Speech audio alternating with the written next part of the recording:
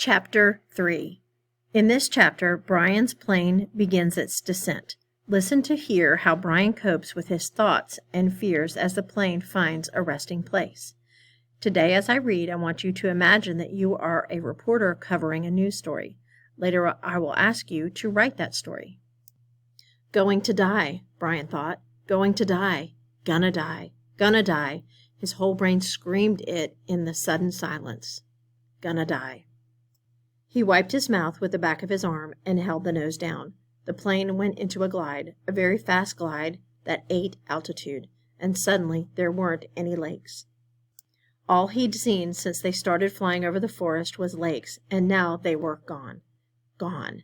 Out in front, far away at the horizon, he could see lots of them, glittering blue in the late afternoon sun.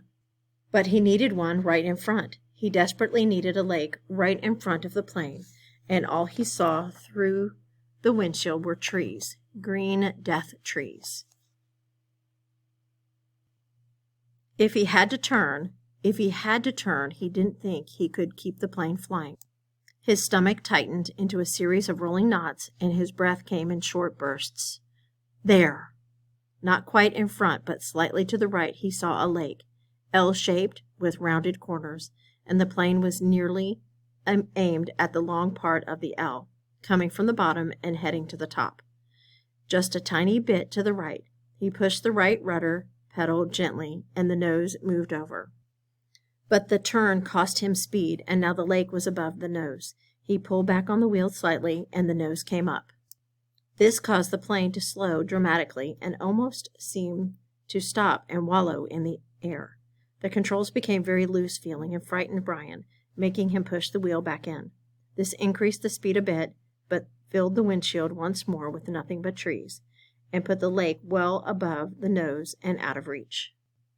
For a space of 3 or 4 seconds, things seemed to hang, almost to stop.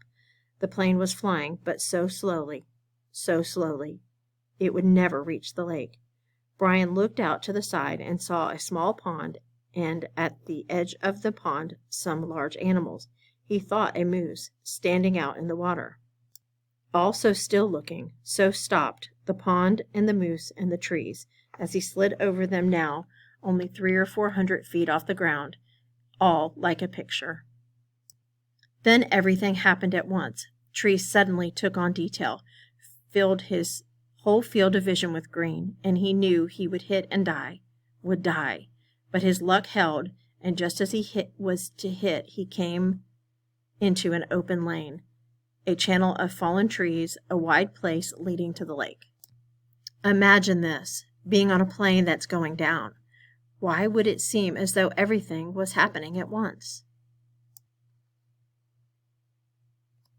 The plane, committed now to landing, to crashing, fell into the wide place like a stone, and Brian eased back on the wheel and braced himself for the crash. But there was a tiny bit of speed left, and when he pulled on the wheel, the nose came up, and he saw in front the blue of the lake, and at that instant the plane hit the tree.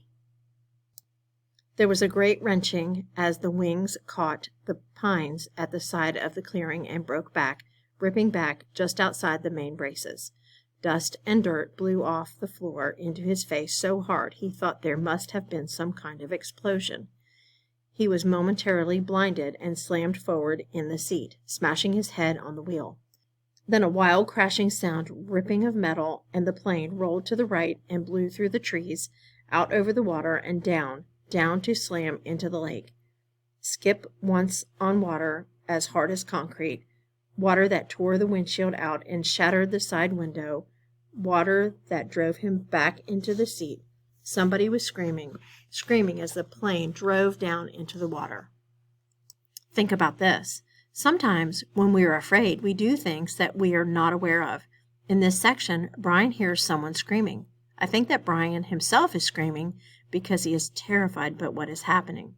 Think about a time where you were really scared. Someone screamed, tight animal screams of fear and pain, and he did not know that it was his sound, that he had roared against the water that took him and the plane still deeper down in the water. He saw nothing but sensed blue, cold blue-green, and he raked at the seatbelt catch, tore his nails loose on one hand.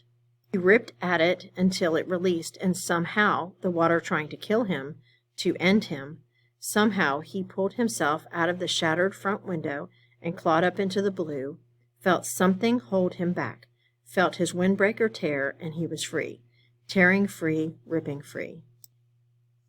But so far to the surface, and his lungs could not do this thing, could not hold, and were through, and he sucked water, took a great pull of water that would finally win, finally take him, and his head broke into light, and he vomited and swam, pulling without knowing what he was doing, without knowing anything.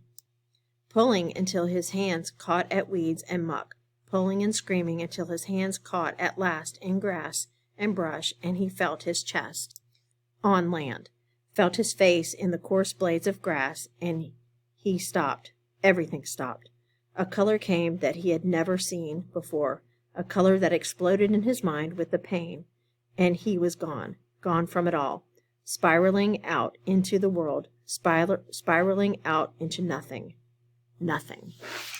Think about this. What inferences is the author allowing us to make here? For your written response today, imagine you are a reporter and your editor asks you to write a news story about the crash. The editor says you must write only one paragraph. See if you can write a single paragraph that summarizes the key events so that your readers will know what happened.